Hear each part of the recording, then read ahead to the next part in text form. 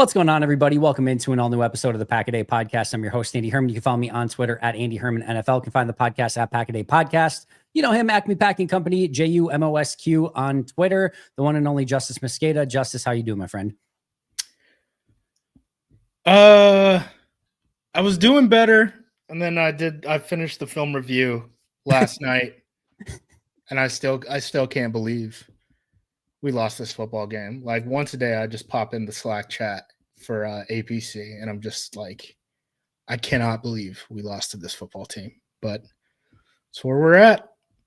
That is where we're at. I'm the same, but with Tucker Kraft, where I just I remember all of a sudden it's like, I can 5-2-1. All right, I'm fine. Well, the whole season still is yet to be defined. And then I'm like, but Tucker Kraft, like not Tucker Kraft. Anybody, but not anybody, but almost anybody but Tucker Kraft. That was the real brutal one. Yeah, I mean, that sucks. The Packers have been obviously leaning into quick game very deeply this year. Tucker Kraft has more yak yards than all of the rest of the Packers wide receivers and tight ends combined. So you usually don't throw slants to get 5 yards. You usually throw it to get the 5 yards on the slant and then the yards after the catch. No one on the Packers has really done the yards after the catch part except for Tucker Kraft this year, and now he's gone for the rest of the season. So a brutal blow, especially for the Packers playing style right now. Let's start. We'll get there as well. All the fun stuff, and we're going to spend a lot of time. I know it's Thursdays. People are listening to this, and people are probably pretty sick of Packers Panthers. And obviously, we've talked a lot about Tucker Kraft. We're going to talk some trade deadline, Asante Samuel, Packers Eagles as well. We'll get to all of that, I promise. But you mentioned you just finished your film review, Packers Panthers. You said you can't believe they lost this game. I think everyone's kind of in the same sort of mindset there. What stood out to you as like how did this happen? I think word is out on the Packers offense right now. They can't run the ball consistently, and LaFleur defaults into quick game and running the ball when they see two high shell defenses. Here's an interesting one. So the Packers' last loss, right? The Cleveland Browns. Jim Schwartz has been a NFL play caller for like 25 years or something like that, right? Jim Schwartz' second highest rate of playing two high defenses. He's a very aggressive defensive coordinator. Yep. Did not do that against the Green Bay Packers. All we did was check it down all day, right? Second highest rate of playing two high defenses in a single game in his NFL career. Mind you, he's coached the NFL for he's called plays on the NFL level for like 25 years, was against the Packers. I think the Steelers tried to replicate it. The problem is Tucker Kraft got the yak yards, right? When the running game stalled out and you went into a quick game, the guy who was the hero was Tucker Kraft, who had the second best yak day for a NFL tight end, or the best yak day for an NFL tight end since 2018 George Kittle. And that is just never going to happen again. I guess until next year. Don't Romeo Dobbs me and say he's in a better place. Yeah, dude, that was God, I fucking love I lost Sorry, it. You're gonna completely lost it. I love Romeo. He's such an odd dude. He is amazing. Yeah, Packers had 18 completions, 5 or fewer yards in this game. Like, I think that's the story. You could sputter out this team, and you can actually do the bend don't break defense stuff that people always like to talk about. Like the Panthers did it. We stalled out in the red zone 4 times. We got 1 touchdown out of 5 attempts. So that's where we're at right now. That's what the team is. And we're either going to have to throw deep and intermediate. And I know Matt doesn't want to throw against deep zones, but guess what? Like the last 30 years of football, we have definitely figured out the ways to beat cover 2 and cover 3. I understand Dontayvion Wicks is like your ace, like, you know, if you're running like a deep cut or something like that, you want him to be the guy because he's a little bit more of a separator. But when every wide receiver is healthy on this team, he's probably wide receiver 5. You can't live and die off of, is Wicks going to be the only guy who can run a dig route and test the intermediate of the field? I thought Jordan played damn near a perfect game. I know there's 2 really bad plays, right? There's the one in triple coverage where he just throws the deep shot up to Christian Watson. I delete that. That is like one of the worst decisions you can make at the NFL level, right? But then the throw on the 4th and 8 wasn't even that bad to me. I know Matt was like, throw throw to the near side guy. The near side guy was Emmanuel Wilson. So the Packers call a timeout, go for it on 4th and 8. That is so aggressive that the analytics even are like, don't do that. And the analytics are almost always in favor of going for it. And the I don't think analytics I've ever say, seen. no, whoa. Analytics are like, no. I don't think I've ever seen offense on the field. Analytics say kick. Like I've never seen that before in an NFL game. The personnel on the field for that 4th and 8 after the timeout, it's Emmanuel Wilson at running back, John Fitzpatrick at tight end, Savion Williams, Malik Heath, and Romeo Doubs at receiver. So if you want to throw, Matt, if you want to call the 4th and 8 that you shouldn't be calling, and you want to throw a jump ball to your running back, your backup running back, Emmanuel Wilson, go for it by all means. But I don't blame Jordan for being like, look, Romeo's over there and he's kind of open. Now Romeo steps out of bounds, basically like as soon as Jordan throws the pass, stops on his route. I don't think he thought it was coming. And it looks a lot worse on the broadcast than it does on the all 22. But I don't even consider that one like a terrible play. He was just trying to make something happen. That was a terrible play call that we even went for it. If we kick a field goal there, Carolina has to score a touchdown to win in regulation. They can't win with a field goal. Yeah. No, going back to that throw, I totally agree. And again, you kind of touched on it, but when he's rolling, there's really nobody to go to. So you're picking, who do I want to give my one-on-one opportunity to? And right as he's going, and it's, you get a one-on-one, Romeo versus a receiver. All right. Because can you imagine if he chucks that away or takes a sack? Like everyone in the world is like, dude, it's 4th down. What are you doing? You have to at least give somebody a chance. So he picks his chance, and it's a one-on-one with the best weapon on the field. And it just so happens that right as he throws it, Rome goes out of bounds. And like sort of what you're taught in that situation is you go out of bounds, like basically die because they can't throw it to you anymore. Make sure your quarterback knows that. So he dies like basically right on the moment Jordan throws the ball, and then it's going right to the defender. The crazy thing would have been if Romeo did get there a little bit quicker when the guy bounces off his hands. If Romeo would have been there and caught it, he would have been eligible then because he reestablished. That would have been ridiculous. But yeah, I don't put anything on Jordan on that play, to be honest, even though it looked like one of the worst pick 6 decisions known to man. But yeah, the one play down the field is an atrocious, god-awful decision and throw, plus the wind. It was just a nightmare. But I'm with you on the 4th down one. I have a lot of accident forgiveness on that one. Yeah, and the funny thing is, like, going through his incompletion cuts, there's like a lot of like, I don't know if you want to call them like drops or like bang bang plays, right? Like people are going to sparse that out however they want, but like he hit Romeo in the back of the end zone for a touchdown, and Romeo didn't come down with the ball and stuff like that, right? So like even a lot of the incompletions, you're like, that's a good play. So he's giving guys chances. Jordan played basically like a perfect game for 90% of it, and you come out with 13 points. Just what a punch to the groin. Sometimes things are so complex in football and some things are relatively simple. I mean, imagine you're game planning against Green Bay's offense and you're saying, all right, well, we're going to play bend, but don't break. For Green Bay, they constantly have like stupid penalties, whether it be holding or even some of the false. We saw on one red zone, you have the false snap and then you have a false start in the 2 out of 3 plays with a sack. And a sack. In between. Yes. And a sack. In between. Yeah. So like they constantly shoot themselves in the foot. They also have a tendency to get over aggressive at times, like we saw with Jordan, and not just take the checkdowns and throw it down the field.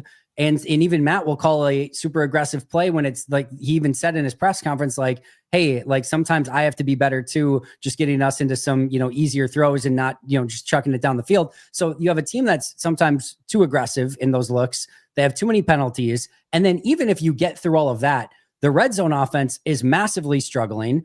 And even outside of that, your field goal kicker's not making kicks. So you can bend, but don't break this Packers offense to death because they shoot themselves in the foot. They get over aggressive in weird situations. They don't have a good red zone offense. So even if you allow the yards, you're going to be able to stall them out. And then the kicker might miss the 44-yard field goal anyway, and you end up with 0 points. And that's like exactly what happened. The Green Bay doesn't punt, but they end up with 13 points in this game. It's remarkable.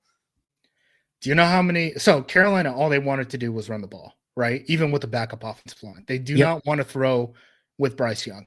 Do you know how many completions Bryce Young had before the 2-minute warning? The 2-minute drill, sorry. Apologies. In the first half or the second half? It had to have been like 7, 8. It was 9. Yeah. Bryce Young had 9 completions going Well, into a 2-minute drill. I had the stat too. I don't know if, again, people are going to be sick of me using this one because I've used it like 10 times now. He started the game 4 for 4 for 36 yards and had nothing to show for it. They didn't get any points off of his initial, like, scripted up 4 for 4, 36 yards plays. And for the rest of the game, he was 7 of 16 for 66 yards, no touchdown and a pick. That's how it was. 7 of 16, 66, no touchdowns and a pick. And it was 0-0 before that. And they outscored Green Bay after that, like during that stretch, which is just, again, it's the stupidest game. It's the stupidest game. Complete and total failure of a game plan. They read you like a book. And then Matt goes on the podium after the game and is like, they played us exactly how they had to play us. This was the only way that they were going to win. And you didn't do anything about it, man. And then you're like, no, there's no issues with the kicker after. You're like, I don't talk with the kicker. And then like Monday comes around, you're like, obviously the kicker is still banged up. And it's like, dude. But you carry 2 kickers. And don't use the one that's healthy, that's gone perfect so far in the year, and continue to go with the one that's missing. What did you say? Like 2 of 7, like outside of the red zone? I think it's 3 of 8 now. 3 of 8. He's 3 of 8 outside of the red zone now. He is a bottom 5 kicker in the league, and 2 of the other 4 guys underneath him have lost their jobs. So that's where we're at with Brandon McManus. So in terms of employed kickers, he's bottom 3, and one of them is like the best kickoff specialist in the league right now. So there's something to that a little bit as well. Brandon McManus has not been that either. Yeah, it's mind numbing. Let's talk about Matt, because obviously that's been a huge conversation point all week long. Whether it comes to should he be fired? Is he on the hot seat? Is the seat getting warmer? What do you do? Where does the season need to go? And maybe more apropos is just how much of this is on Matt, and how does he need to get better as a coach? I think this game is on Matt 100%. Like, again, they read you like a book. They knew, it seemed like one team knew exactly what their personnel was and what your personnel was. And the other team had was just playing like on a blank slate, had no idea what they were doing. Why is John Fitzpatrick on the field for a 4th and 8? Why the hell is that happening? Right. Yep. Out of a timeout, right? When you shouldn't have gone for it in the first place. As far as hot seat goes, I don't think Matt is ever going to be fired. If Matt is no longer the coach in 2026, the way it's going to look is him taking a college job, because the college atmosphere has changed a lot. There's real deal general managers. Coaches do not have to recruit and spend that time in recruiting in the same ways at the college level that they did when Jeff Hafley left Boston College, for example. Like Deion Sanders posts up at Boulder. I understand he's not doing great right now, right? But he posts up at Boulder. He doesn't take visits to high schools, right? Yeah. Like you can live a life like that now in college football. You couldn't have done that before the portal, before NIL, before all that stuff. There's probably going to be 40 college jobs that open this year at the FBS level. It's going to be basically like 3 coaching cycles in one, because everyone's got pumped with this Big Ten money, SEC money from, ESPN and Fox and CBS, NBC, all that stuff. And everyone is looking at Indiana and is like, wait, if Indiana can do it and we could just pump money into the program, then do we just need a better steward of the program, right? Those are the questions that are happening in college football right now, where you spend a lot of money at LSU, you spend a lot of money at Penn State. It doesn't work out. And the answer is basically, well, we got to get a new steward of the program, because we're going to keep pumping in money. We still have these expectations, but someone has to run it right. I think the way it would look is a big college program coming to Matt after the season, be like, hey, you want $15 million per year on a multi-year extension that is, for the most part guaranteed, and him going to the Packers and being like, look, I have 1 year left on my deal. Do you want to match this? Right? I mean, coaches have walked away from the Packers before. Holmgren did it. Mike McCarthy flirted with the Texas job and got an extension shortly after that, right? To a certain point, it's going to be a leverage thing. I don't know if Matt would do it. Like, he's been more of an NFL guy than he has been a college guy for the most part. But so, for example, like Brian Callahan, the guy who just got fired from the Tennessee Titans, yep, he was making $3 million per year.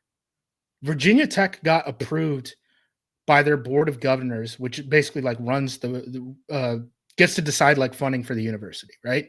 They got approved from the board of governors to spend an extra $30 million per year on athletics that they don't even have yet. So they're saying you could spend this money, but we're going to need to backfill it with fundraising. Like the head coach at Virginia Tech is going to get like $10 million per year. Yep. The Titans coach got $3 million per year. So if you're thinking about this as like head coach college football, all the culture stuff, some of the culture stuff has changed a little bit. But in terms of the spending, like you can get a lot more money that way. And then if you want to think about it from like a, for the lack of a better word, like a clock perspective, like resetting the clock. Like if Matt wants to be a head coach in NFL head coach in 2028, is he in a better position now? So like if the Packers lose to the Philadelphia Eagles, they're 5-3-1. They have 5 wins in 10 weeks of football, right? Yep. On a very highly leveraged roster that is only going to decay moving forward, right? Are you in a better position playing out the next 2 years in Green Bay, getting fired, being a coordinator somewhere else, and then hoping after 1 year jumping back into the NFL, or resetting that clock, going to a juiced college program, running that for 2 years, and then jumping back into the NFL? What are your better chances, right? So like this whole idea of like resetting your clock is really important. Like Lincoln Riley might leave like USC for like Texas Tech this offseason, which seems insane, but it's because he's like kind of on the hot seat. And now kind of on the hot seat isn't you play out your contract year, you grit it through, you know, your team figures out whether they want to fire you or not. It's the coach being like, I got to get the hell out of town. You're right. I got to get another. Oh, things are getting hard. I have to go leave for another opportunity. You can't really do that in the NFL because the movement with coaches between teams to team, you have to give up draft compensation within 2 years, right? So like even when Sean Payton retires from the New Orleans Saints and then he goes to the Denver Broncos, the Broncos had to give trade compensation back to the New Orleans Saints to sign him as their head coach. That doesn't happen in between NFL and college football. You can move as freely as you want. And poaching an NFL coach is actually easier than poaching a sitting college football head coach. Because like, for example, we're deep into this now, right? I apologize for the rant. But like Dan Lanning, I believe he has like a $2 million buyout at Oregon that has to be paid to the school. Okay. Yeah. But then he has another $30 million in Nike stock that only vests if he completes his entire contract. So you're paying the school $20 million, and then you have to offset the $30 million that Lanning basically has in his pocket and is going to have to give up if he wants to go be the head coach at LSU, Alabama, something like that. If LSU poaches Matt LaFleur, they don't have to give up anything. Right. There's no buyouts because the NFL isn't worried about buyouts going down to the college level. And the other thing too is, you know, all these college coaches jobs are opening. Where's the pipeline? Like Saban's not around anymore. They pretty much plucked all the guys out of Kirby Smart, right? Is anyone jumping, you know, on the table to go hire an Ohio State coach after they won the national championship? Ohio State let their defensive coordinator walk to Penn State in the offseason. So like the pipeline of coaches, there's too many jobs open and there's not enough coaching talent, but there's a ton of money and a ton of ambition. So I do think to a certain extent, it's going to trickle up to the NFL level. So yeah, that's my rant on why Packers fans, you will not get the satisfaction of pulling the actual trigger on a LaFleur firing. It will be him resigning to take a college job on a massive contract, and he will 100% spin it like any NFL coach would, as I left the NFL because I think this program is so good and we're going to win national championships. It's going to be interesting. A couple of things too, like where you could see this too is if Green Bay finishes, you know, either one and done in the playoffs or win their first game and then get blown out in the second game or something. And some team does offer Matt a bunch in college. And then he goes and said, do you want to match? Like match, we were going to make you play out your last year of your deal on a 1 year, prove it. Like you have to win now. We're not going to give you a huge extension. And probably rightfully so. And then he's like, well, all right, well then I'm gone, I guess. And that would be a very interesting scenario. Just one thing to add on top of that also. I'll go ahead. You go first because mine's kind of changing topic a little bit. So if you're in policy's position there, your best chance to win this team, again, highly leveraged against the cap. The roster is only going to decay from this point forward, right? That is a fact. That is just numbers and the way that it's going to work, okay? do you go with the internal promotion in that situation? Or do you completely start from ground zero while your team is juiced? Everyone has to learn a new playbook. We're starting from building block number one. Like, it's going to be tough to win that way. Your next window is probably going to be 27. And we're talking about the door closing after the 27 or 28 season. So that's going to be a tough call for him. I could almost for sure tell. I bet they start from scratch would be my guess. I bet Jeff Hafley has a legitimate chance at it. Like, don't get me wrong. I think he would be not like a Joe Philbin sort of interview where like, yeah, we're going to interview you. You're the interim coach, but you have no chance. I think Jeff would have a legitimate chance at getting it. I think policy would want his guy, his regime. Like, I think he'd want to start from scratch. And I think the other thing where it almost goes into that as well, or bleeds into it, is if Matt leaves, you're basically, even if Jeff stays, Jeff would be the internal hire, and you're going to have to bring in a new offense anyway. Yes. So like, you're going to have to like basically start, not maybe from scratch, but like from a new place with a new offensive coordinator anyway. So I think there's going to be in that scenario, there would have to be that they would just bring everyone in and hire who they thought was best. And if that was Jeff, awesome. If they thought somebody was better, I don't think they would be afraid to rip the Band-Aid in that situation. But it would be, and this is what I've been saying, is that I just think people, I said this almost verbatim on the members Q&A yesterday, which is now open to everyone. If anyone wants to check it out, it's at the beginning of like, I know people want this to happen. And like you said, being able to be like, ha, we got him, he's fired.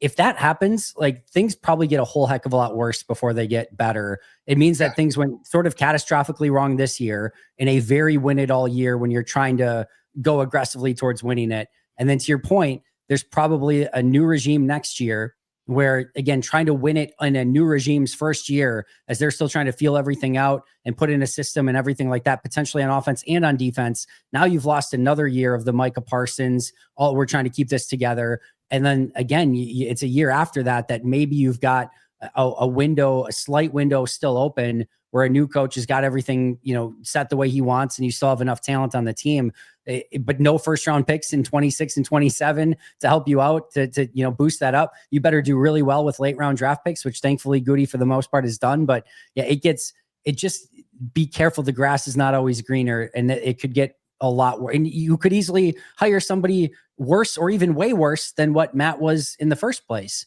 So it doesn't always necessarily just get better by, bringing in that next head coach. I was super excited when the Bucks moved on from Budenholzer, because it was clearly time. And then they bring in, I don't even remember his freaking name anymore, that got fired midway through the season, and he got fired midway through the next season. So it's just like, sometimes and then they got to go to Doc Rivers after that, because the first guy didn't work out. So these things could get very, very tricky very fast. What I was going to add on top of it is, with college changing, with the onset of general managers and so much more money being thrown around, I know Jeff Hafley came to Green Bay saying, I'm kind of done with college football. The reason he left is because of all that other stuff. He didn't want to do the nonstop recruiting and having to keep guys from transferring out and things like that.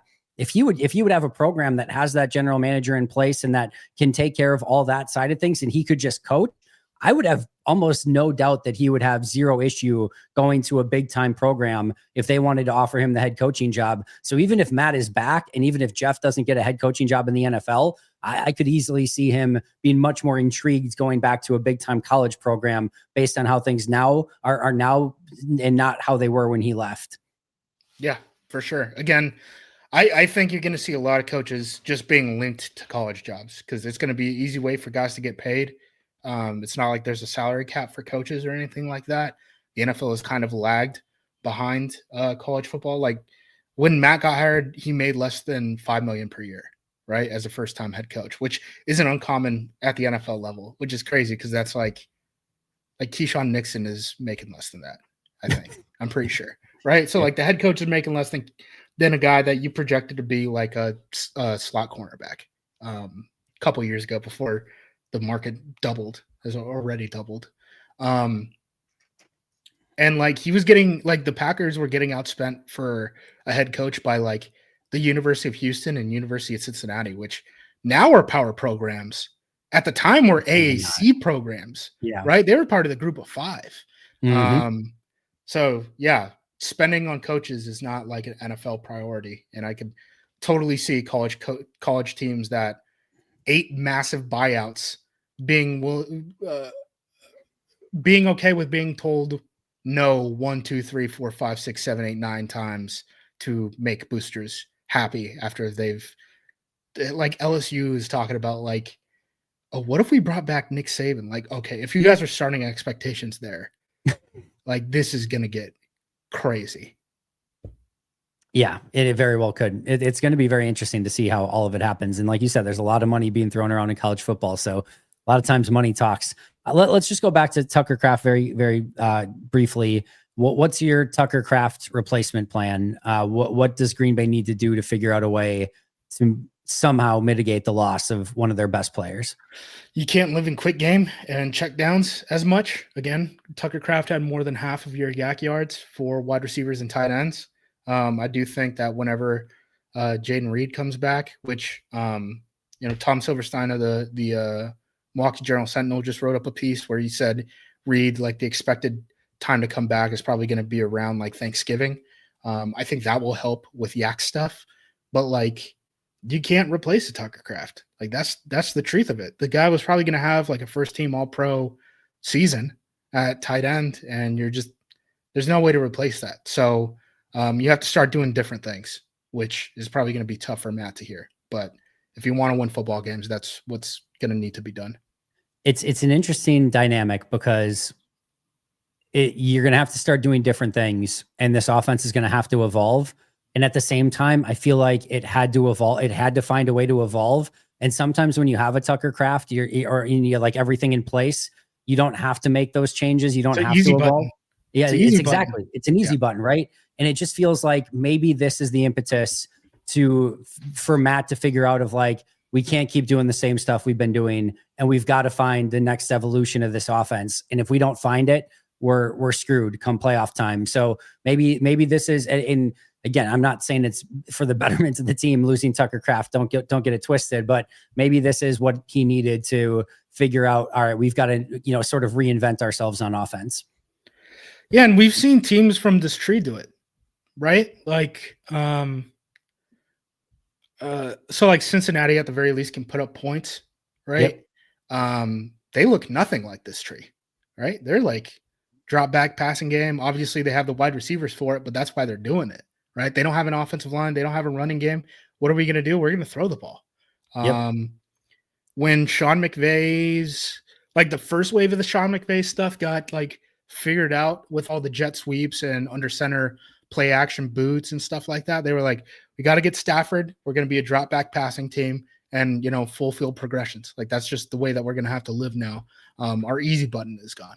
Right. Yep. Shanahan's never really dealt with not having a running game. Like he just kind of like figures it out, right? Whether it's the offensive line shuffling, running backs coming in and out, like he figures out how to get that run game. But Matt hasn't. So like this team is going to have to evolve into that full field progression passing offense. And that's what they're built to do. Jordan is playing very good right now. I don't know if there's an NFL stat that you could look up right now where Jordan Love is like not top 6 in it, yep. Right? Some of the advanced metrics like EPA per play, Jordan Love is number 1. That's your guy. You want to lose football games off of him, go do it. And the defense is playing pretty good too. Like I don't know. Some people were complaining about the defense. You gave up 13 points or 16 points, right? You usually win football games in those scenarios. Like yep. Both of the Packers losses, they gave up like 29 points combined. Yeah. 29 combined. So score points. I don't want to hear it. Score points. I'm right there. And how much easier does the defense's job get if you're scoring points and the other team has to chase points? Like if Bryce Young only had 9 completions. Yep. All they wanted to do was run the football. Yeah. So the Packers cheetah package played half as much as their season average in this game, percentage-wise, not even just pure snaps, percentage-wise. And one of those at the end, they got gashed for a 20-yard run when it mattered most or whatever. Yeah. So yeah. So like the Packers couldn't even get, the package that they want, which is, hey, Micah Parsons gets to pin his ears back and go after the quarterback against the Panthers because they were like, oh, you've barely scored double-digit points. Why do we need to throw the ball? We're just going to keep running it. Now you're in 3rd and 3. It's going to be hard to put, Kingsley Enagbare in at, defensive tackle or something like that in those type of situations, even against a backup offensive line. At least Saquon Barkley and a very mobile quarterback aren't coming to town this week, and they can pick up every 4th and inches that they want in the history of the NFL. So yeah, we'll talk about that in a little bit. What did you see from depth chart changes this week? Anything stand out to you? Brooks played a little bit more. A lot as a blocking back, a lot in two back sets, stuff like that. Wide receiver, the big thing that you guys are going to want to pay attention to is Savion Williams is the next slot receiver up, which I wasn't necessarily expecting. I would have thought it would have been Malik Heath. He's done that more rotationally, but in this game, they felt like Savion was going to be that guy. Thought it was interesting when they made their 8 transactions after the trade deadline that they signed a 4th wide receiver on the practice squad. To me, I would look at that and say they need bodies for practice. And if they need bodies for practice, that is not good for the prospect of Matthew Golden and Dontavian Wicks playing this week. So Christian Watson is still on a snap count on the outside, which is probably why Malik Heath didn't play in the slot, because they knew that they needed Malik Heath to play outside. And your top 3 slot receivers in order would have been Jaden Reed, Matthew Golden, and Dontavian Wicks. And if they don't play, it's going to be Savion Williams. So expect a big snap bump for him. Hey friends, Andy Herman here. Time to get our sleeper picks in for this upcoming Sunday. And I'm going with the international game, which is always fun, but it's always a little bit more exciting when you add some sleeper picks on top of it. Tried a little different philosophy this week. I'm excited about it. We're going Michael Penix, longest completion, greater than 33.5 yards. Darnell Mooney, longest reception, greater than 17.5 yards. And Tyler Warren, longest reception, fewer than 19.5 yards. I'm excited about this one. Get your picks in over at Sleeper. And the best part is that you can get a 100% match up to $100 by utilizing code PACKADAY. Again, a 100% match up to $100 by utilizing that code PACKADAY. Terms and conditions apply. See Sleeper for details. Available in over 25 states nationwide. So what are you waiting for? Get your Sleeper picks in today. I don't know how I feel about all of that. Obviously, the wide receiver depth chart this week, and if Wicks and Golden can play or not, is going to be a massive aspect of this game, because you got Dobbs, Watson, probably, 35, 38. Probably. What did he play this week? He played somewhere in that range. He didn't see a big uptick. It's kind of been the same. So if they're going to keep it the same for a while, I bet, he's going to be around that 30, high mid 30s. Yep. Yeah. So probably at most. And then it's a lot of Malik Heath and Savion Williams after that. And they're going to, if they can't play, you're going to have to call one of the wide receivers up from the practice squad, which would be semi-interesting just to see which one of the 4. I mean, it's not going to be the new guy. It's not going to be the new guy. The other 3 are all undrafted rookies. Yes. So your guess is as good as ours at this point. My guess, if I had to guess, is Will Shepherd. But who knows? It's probably also the guy. Actually, I take it back. It's probably whoever can give him the most on special teams as well. But well, Shipperd got punt returns in the preseason, unlike Matthew Golden. So that's something to think about. So that was what I was kind of thinking too. But I don't know that they're going to trust an undrafted free agent rookie call up wide receiver. But that would be something the Packers would very much do.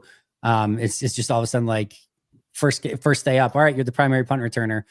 I don't want to spend much time on special teams justice other than just to say our good friend Dare Carragher pointed out this under 5 yards per return for the punt return team, which is the first time this has happened since 2020 Green Bay Packers, which is the first time it happened since the 2019 Green Bay Packers. It's a catastrophically bad punt return unit. Again, their kicker can't make kicks. They've got 2 kickers on the roster, and their best kick returner doesn't kick return. I don't know what we're doing. Yeah, I mean, they don't let Keyshawn kick return. The punt return thing, I think, is going to be a forever problem under Matt. We've talked about this before. Like the average NFL punt returner is like a 180-pound receiver. Yeah. The Packers don't have those. They don't have a use for those, right? Like that guy would be a backup slot receiver only in Matt's offense, right? So you're really limiting yourself on those type of bodies on the roster in general. the kicker. McManus can't survive another bad game, right? At that point, it's trigger pulled. Yeah, trigger has to be pulled at that point. I would do the opposite. Give Haversick the chance this week and let him kick for his job, like kick it, like to make it to don't have McManus kick to try to keep his job.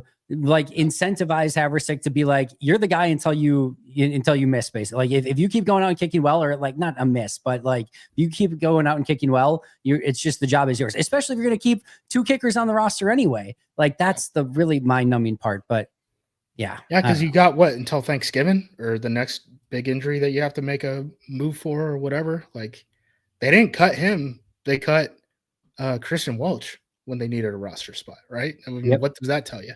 A couple of more other things on the depth chart stuff. I just realized I stopped after the wide receiver. No, you're good. Go for it. John Fitzpatrick, I believe, got 3 snaps as the solo tight end after the Tucker Kraft injury. It was the final play or the play following the Tucker Kraft injury, and then 2 snaps in the red zone. Outside of that, the 4th and 8 too, right? Had to. That was in the red zone. Yeah. Oh, gotcha. Or close to it. But otherwise, all the 11 personnel stuff, like it was Musgrave in there. So I'm assuming Musgrave is going to be the starting tight end. Yeah. This was the first game that Sean Ryan actually played left guard. So the Packers are kind of sticking to their word with the whole Jordan Morgan, we're only going to play guys at one position in practice throughout the week type of stuff. The backup left tackle is Anthony Belton. The backup right tackle is Darian Kennard.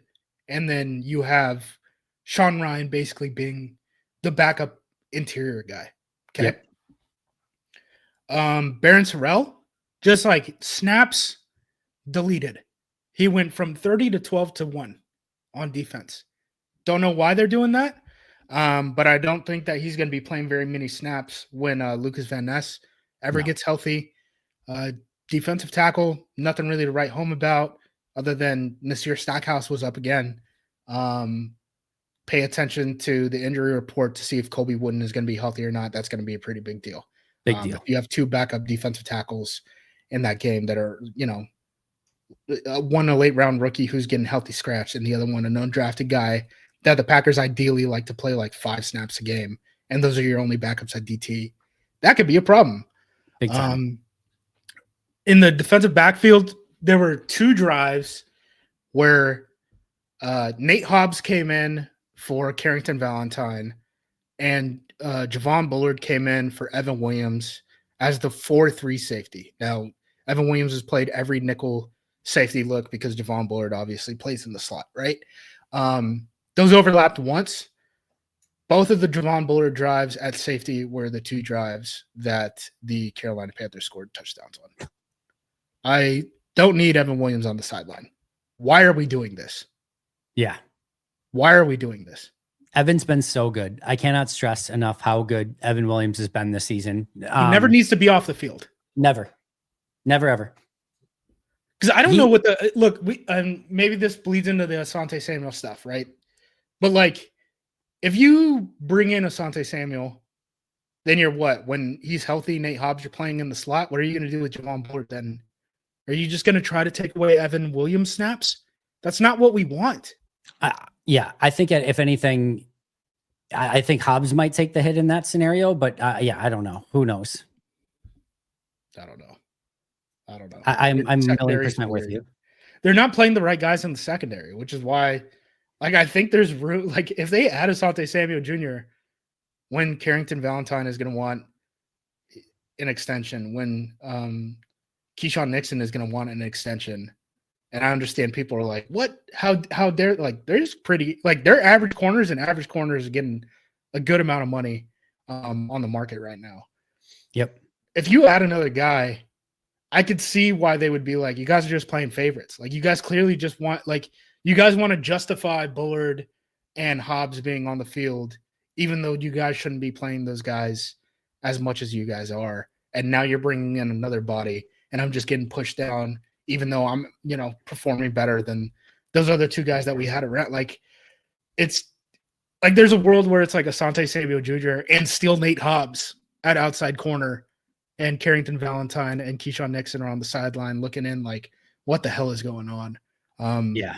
They better have a plan for that locker room, because you can add as much talent as you want. Managing a locker room is a skill, and there are situations where things get brought up, and you might have people on one side or the other of these things. Here's the very simple thing, in my opinion, and maybe I'm just crazy. Xavier and Evan do not come off the field. Those are your safeties.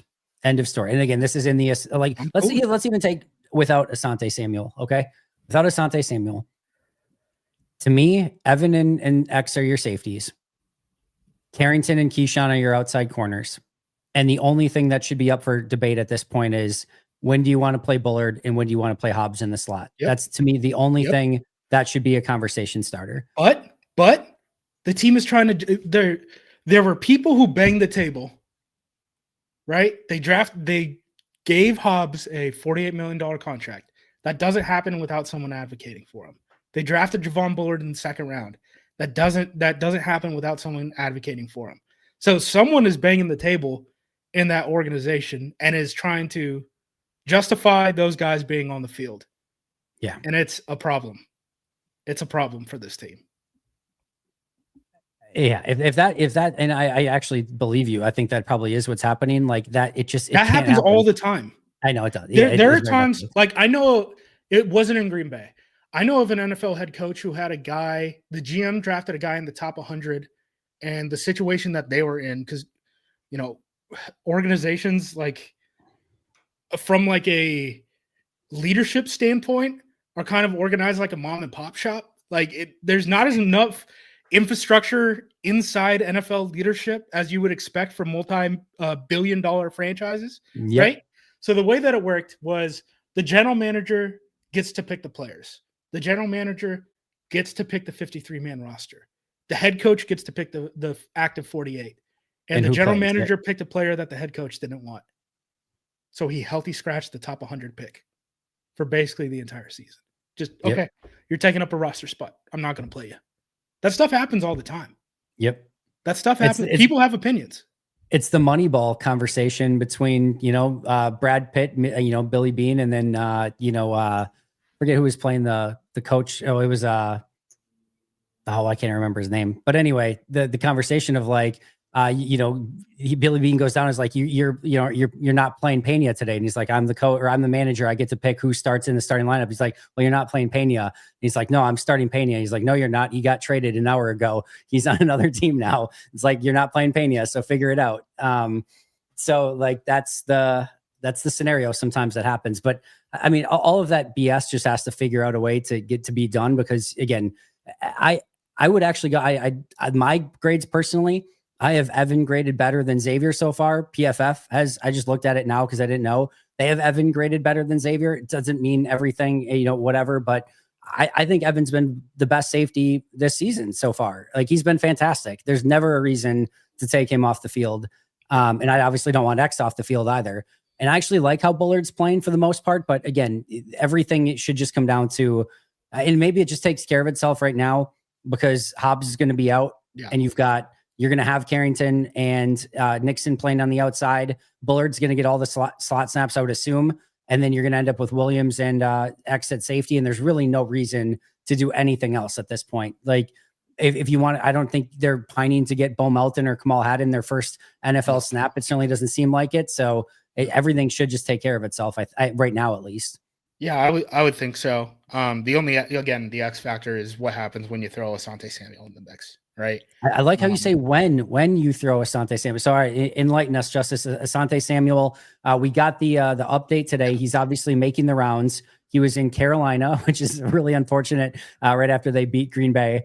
That he is in Carolina on Wednesday, Packers today, as people are listening to this on Thursday, Vikings Friday, 49ers Monday, Bears Tuesday, Steelers on Wednesday. So he is very much making the rounds.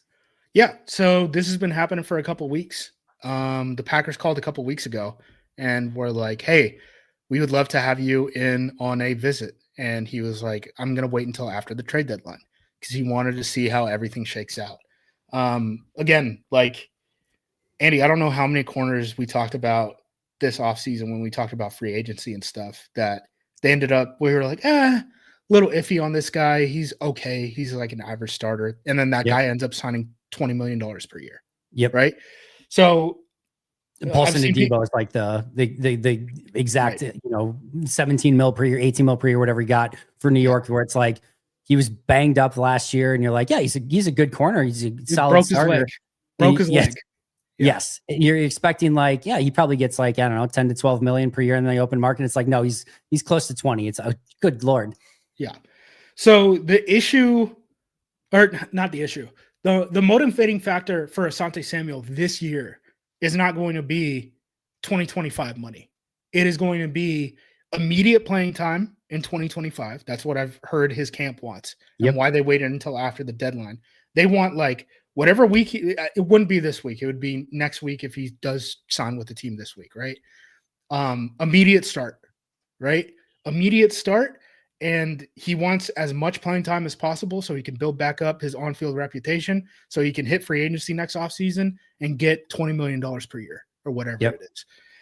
Now, what you do in that spot where you say, okay, if you're the Packers and he comes to you with that ultimatum and it's, hey, I will immediately be starting, like no ifs, ands, or buts about it, you are going to be benching one of your guys, right? How does that go over in the locker room where he can set those demands immediately, right? He has a good reputation with Ansley. Those two are still on very good terms, right? That's important. Ansley was his defensive backs coach and then defensive coordinator with the Los Angeles Chargers his first 3 years in the NFL. And then now Ansley is our defensive passing game coordinator for reference. If you guys don't know who the heck we're talking about. So that's part of a recruiting pitch, right? But he's obviously willing to hear more teams out than just the Green Bay Packers, because he's going on like 6 visits. Usually, if you look historically at these guys who take 6 visits, they don't make it to that 6th one, right? Usually, if you're going to sign a guy, it's on the day that guy visits, right? So we're recording this now, and maybe this looks dumb in retrospect, right? But it's 5:30 Pacific PM on Wednesday. He's had his visit with the Carolina Panthers. To me, I would bet against him signing with the Carolina Panthers. So you guys are listening to this probably on a Thursday, the day that he's going to have his visit in Green Bay. If he leaves Green Bay without a contract, I would bet against Green Bay actually being able to nail him down. But I do think that the Hobbs situation, like him getting banged up, like I think that helps his case. But I think he's going to want, him and his team are going to want assurances of like, no, he is going to be on the field, because you're talking about potentially like a $60 million contract on the line next season versus a prove it deal. That's a lot of money. So that's nothing to play around with. If Green Bay is willing to give him that starting spot, if that is something that they're willing to do, they got a lot in their favor. You mentioned the Derek Ansley part. They're willing to give him the starting spot. Depending on what he wants, I know that he's not primarily looking for this contract, but they've got enough salary cap space to match anything else that any other team is offering if they want to. And they are the best contending team on that group of teams that are listed there. The 49ers, Steelers are probably the next best on there. And I don't think most teams are, it's certainly nobody's putting them ahead of Green Bay at the moment. So they've got everything that he potentially needs if they're willing to give him that starting corner spot. It makes a lot of sense. I have not, when I looked at Samuel in the offseason, I mean, obviously part of the reason I wasn't super enamored was because of the injury that he had. He's obviously cleared that now, or at least Green Bay is going to get a physical with him and make sure that he's good to go if they're going to offer him. But I didn't love the tackling for sure. There was some things that, he's a little on the smaller side. And when I'm like, are you going to give a huge, 3 or 4 year, again, 18, 20 mil per year contract? I'm like, I kind of just would probably stay away from it. I also thought the Packers corners would be a little bit better, and now they're not. And so, hell yeah, sign me the hell up. I'm willing to try almost anything at corner at this point in time. And if he can find a way to help, let's figure it out. I'm all in. Yeah, again, I think you nailed it. With the biggest thing is going to be the assurances, right? Yeah. Like if I come here, I will be starting, correct? And then on the coaching end, how do you manage the locker room? after that point. The, Right. the one thing I'll say though is they've legitimately this season already benched Hobbs and benched Valentine. So it's not like, What about the other one? well, if you could still have Nixon Yeah, and I guess that is true. you can still I have worry, Nixon, dude. My biggest worry is Nixon flips out, demands a release. He's returning kicks for the Philadelphia Eagles against us in a playoff game. Like, you know what I mean? Like we that. just need to is find a what way to I'm get worried Oren Burke so we can be the one that forced the fumble this time. That's what we need to do. So yeah. Tyron Hopper, it's your turn. You got to figure out a way to force the fumble on Nixon. Just hit him helmet to helmet, let Keyshawn recover the fumble, and it'll still be our ball because that's apparently how that works. Have the missed call with the referee. I do think it was telling that, the news is out on the Hobbs situation. They didn't bring another corner up. They only have 4 corners on their 53. Their practice squad guy, they just signed him again last week, right? So maybe they're comfortable going in with just 4 cornerbacks in the Philadelphia Eagles game, which is kind of crazy because that's also your depth at the slot defender position. I mean, I don't know what their plan is if Bullard goes down. Is it going to be Nixon? We haven't seen him do it for like 2 years. That or Melton would be my guess. I would guess it's one of those two. They could do Evan Williams. Maybe he could play that in the Bullard role and then like put Catan. Yeah, or Catan at safety too would be a potential. Is just ahead of him on the depth chart. You're probably right. Yeah. You're probably right. I don't know. That would be an interesting situation. But let's hope that they don't get to that situation. Unless Bo Melton wants to go do his Sam Shields thing and just show that he can dominate at corner out of nowhere. All right. What did you learn from the trade deadline? Not that much. We would have traded Luke Musgrave to either the Denver Broncos or the Jacksonville Jaguars for like a 5th round pick had Luke Musgrave not gotten hurt and had Kraft. Yes, sorry. Tucker Kraft gotten hurt and Ben Sims not been claimed by the Minnesota Vikings. For a while, it looked like it was going to happen, apparently. And then obviously the situation changes when you're down 2 tight ends within a week, basically. So that was the situation. I probably would have pulled the trigger on a 5th. I would have taken it. But now the way things were trending, yeah, absolutely. I would have definitely taken it. I would have tried to use that 5th to get a Michael Mayer or something else or swap for something or maybe figured out a corner, defensive tackle, etc. But yeah, I probably would have pulled the trigger on that as well. Yep. Until the Kraft injury, then things change really quick. There weren't really trades that were made that I would have done. I feel like we had the same conversation last free agency. I feel like we had the same conversation last trade deadline.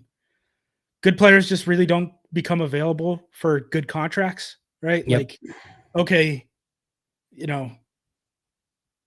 obviously Quentin Williams was traded. Obviously Sauce Gardner was traded, but we traded our 1st round picks already. Like that's not even relevant to the conversation that we had. Yep. We were never going to be able to get those guys done. And then the other guys, I don't know, Andy, did you really want Logan Wilson on this team? Is that a needle mover for you? Nope. The Packers need draft picks. I'd rather them have a 4-year contract for a guy that, Goods had a fairly good track record on day 3 picks. I'd rather that than a 1-year rental on one of these guys. I just wanted to go back to your punt returner point from a little bit and sort of combine it with this. Going into, I did my episode of realistic trade targets, and I was searching so hard to try to find a punt returner that makes sense. And I'm like, there's got to be a punt returner that could potentially make sense for Green Bay that maybe you could trade for. And to your point, all of them except one were a wide receiver, in the top 20 of punt returners. Mm-hmm. The only one was Marcus Jones, who would have been an ideal tiny corner. Would have been almost you could have maybe helped at corner and would have been a punt returner. But yes, probably not Green Bay's cup of tea at corner either. And he just signed the extension, and New England's playing fantastic football, so they have no reason to trade him. And everyone else is a wide receiver, so you're eventually going to have all of your wide receivers that are healthy. Nobody's out for the year at this point. And you can't add another wide receiver to this roster. So it's just unless you have that guy, and I don't know, maybe it just ends up being Jaden Reed's job again. I don't know, but yeah, it was impossible to find somebody.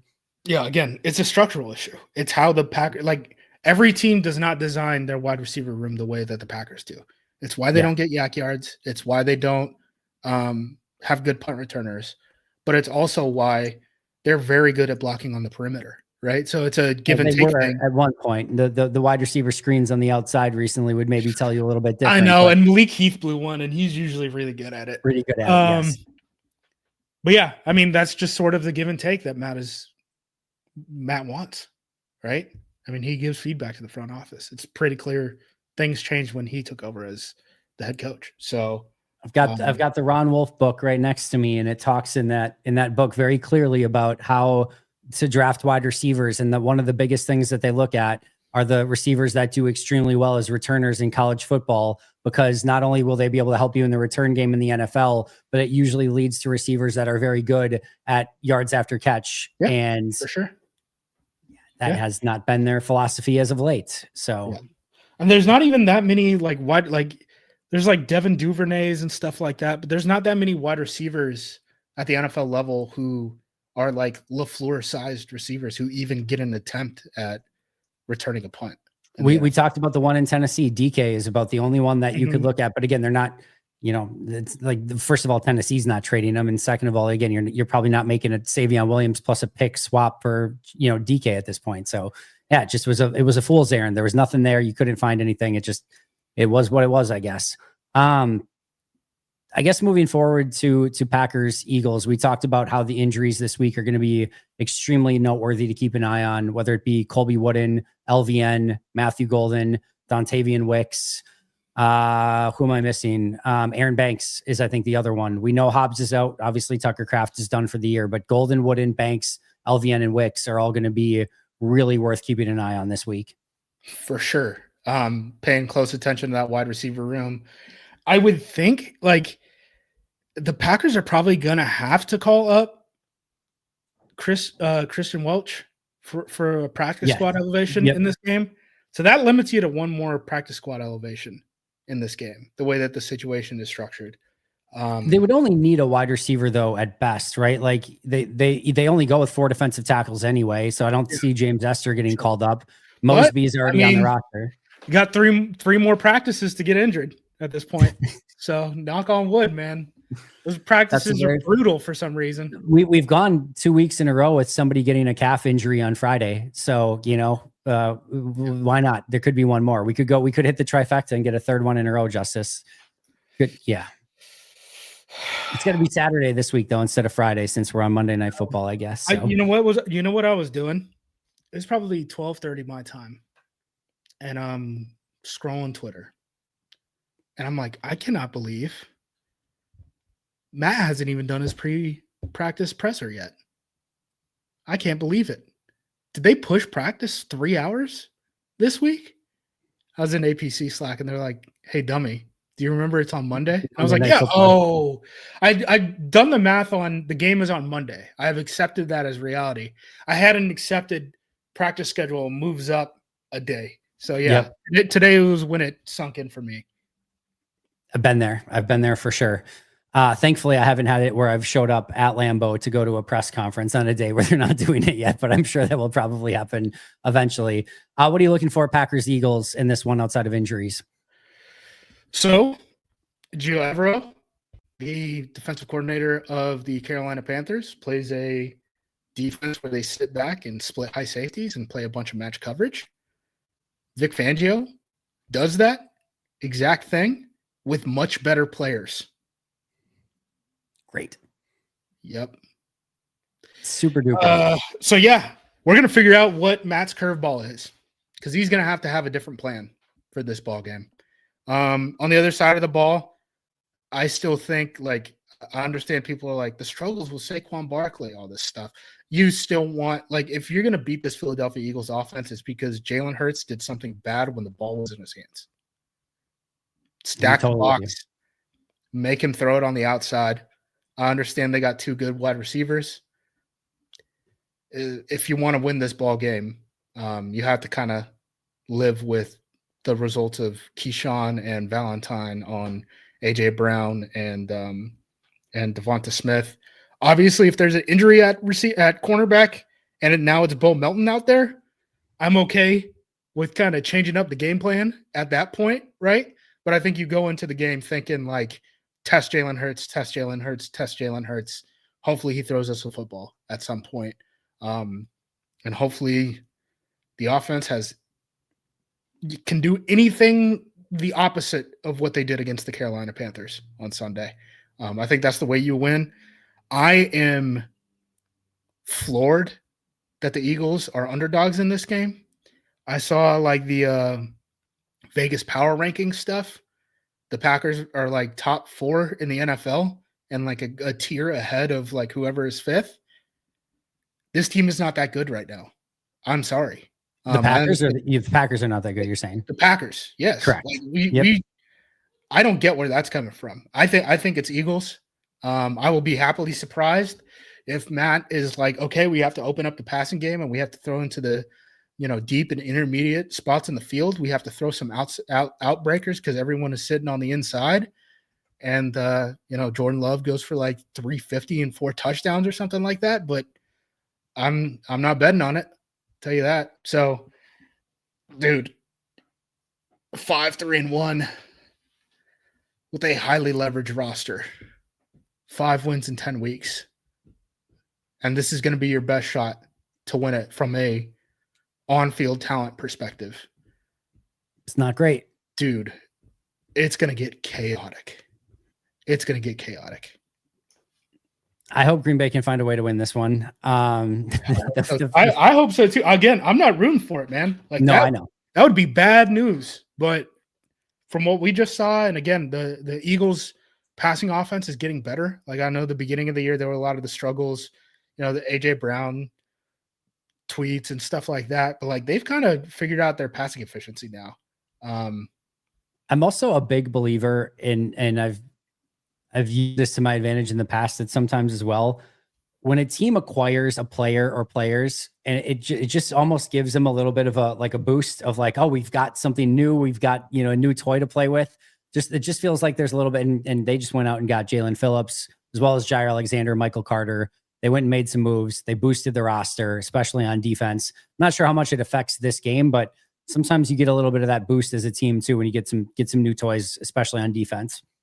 Yeah, we'll see how quickly they gel, but I think it'll take longer for the corners to adjust. I don't think Jair is going to play in this game.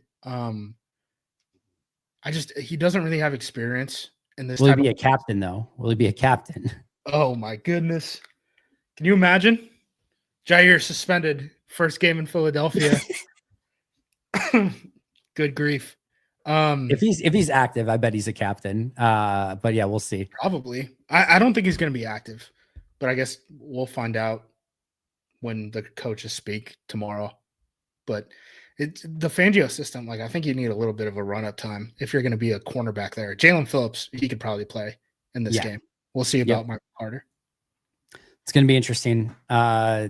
Hopefully only good news. The Packers fans are due for a nice game, a nice win, and something to celebrate. I will say this. I think they've been, and I don't know if this is a positive or an indictment of Matt.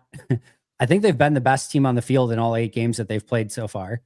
Now they're 5-2-1, but I think they've been the best team on the field every single week they've played. We'll see if that ends up being the case this week. And heck, even if they are, it doesn't necessarily mean they're going to win. But yeah, I don't know. It's a weird freaking team. Matt, you got to figure something out, man. Be a buddy.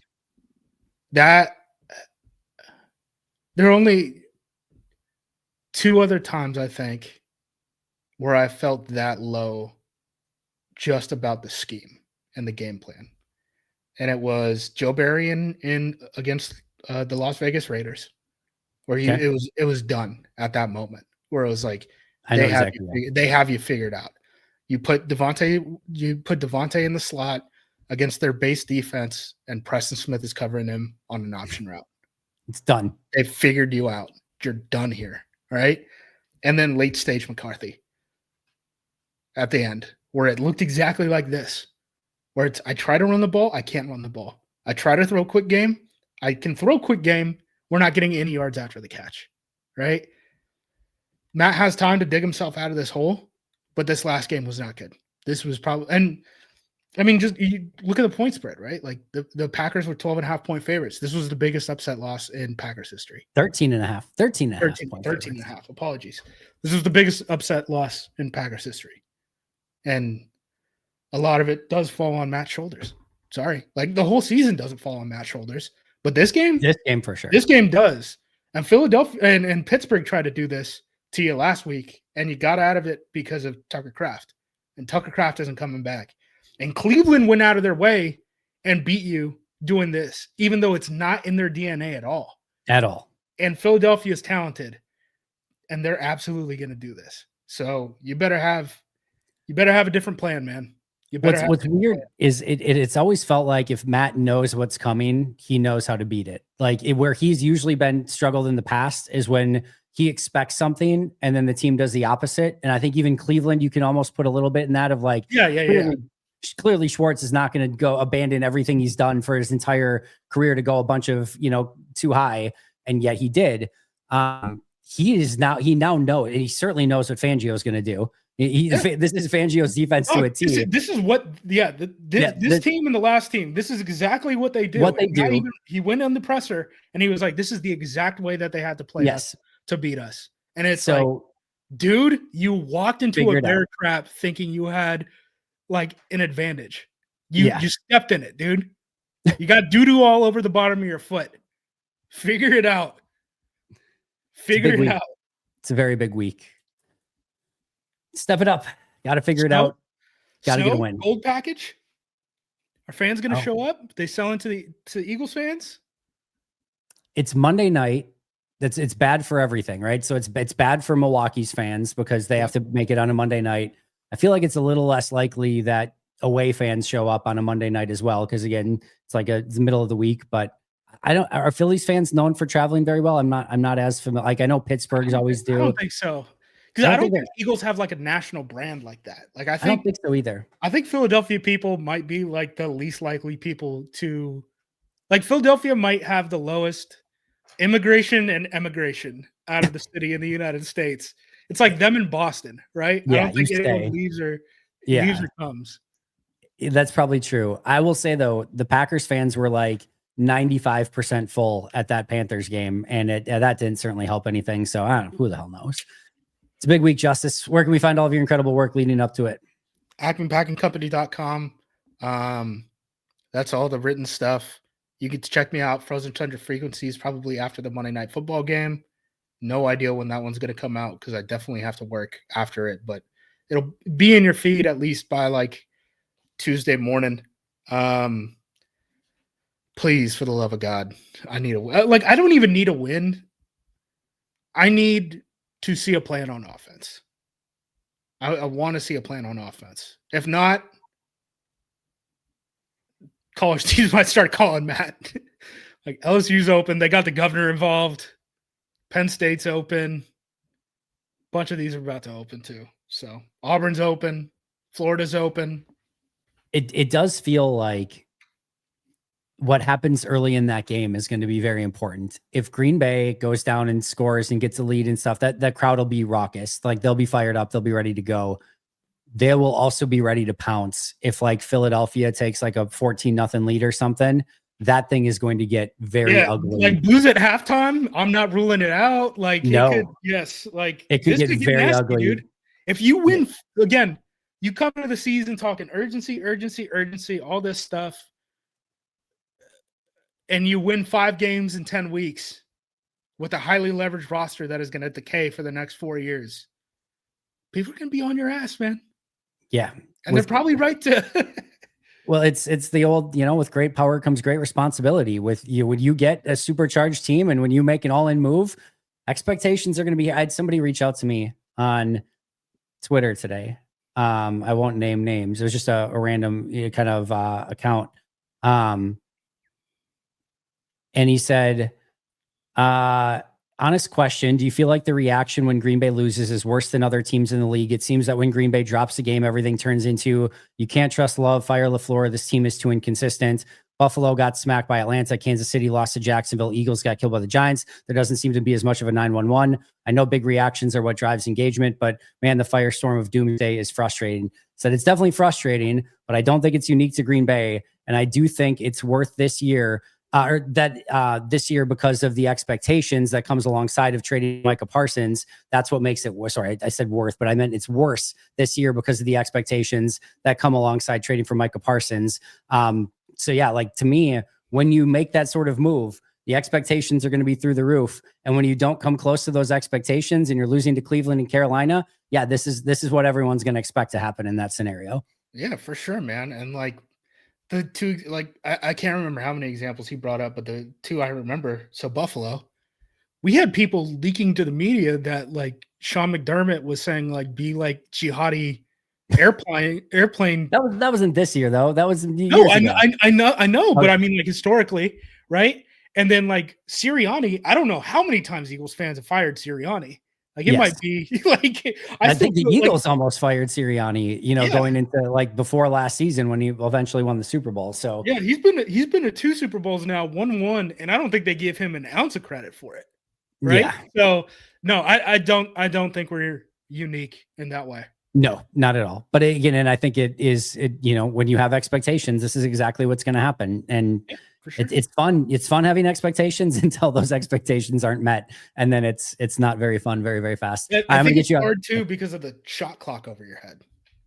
Right? Because there's a shot clock on your head right now about like when this team is going to blow up because of the cap constraints and stuff like that. Yes, so it's our a window. best shot to win is right now, and then it's immediately after that, right? Yes. So yeah, go get it done. Figure it out. Evolve.